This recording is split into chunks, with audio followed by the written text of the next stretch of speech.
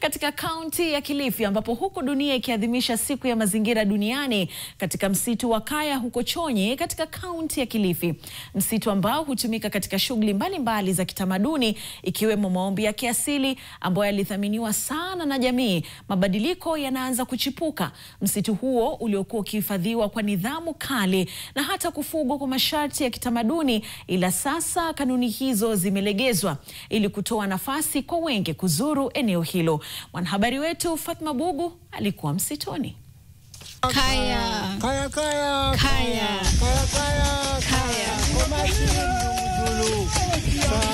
Kwa miaka mingi, ukataji wa miti, ukame na mabadiliko ya tabia nchi yameathiri pakubwa msitu huu wa asili, lakini sasa wanawake wamejitwika jukumu na kupanda upya.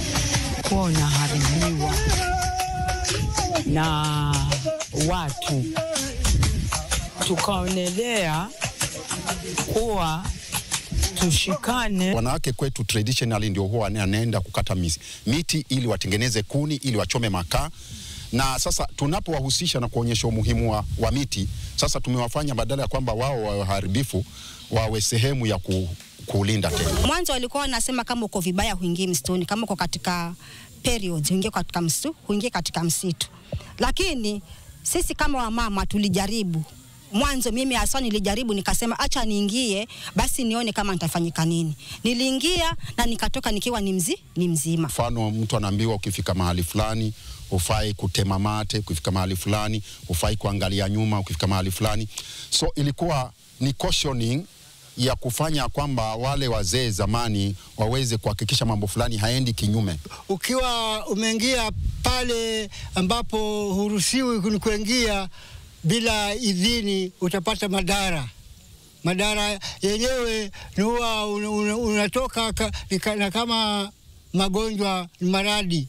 Lakini bado kuna baadhi ya sehemu ambazo wanawake hawapaswi kufika hadi sasa.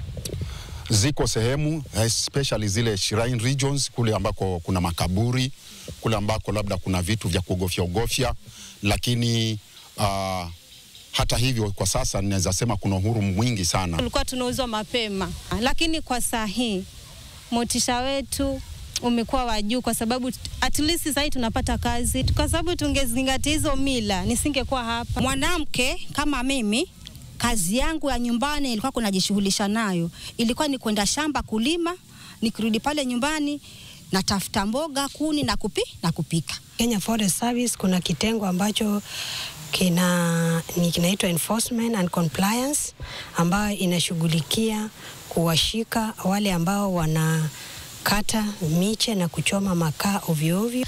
Fatma Bugu, NTV, kutoka Vevesi, Chonyi, kaunti ya Kilifi.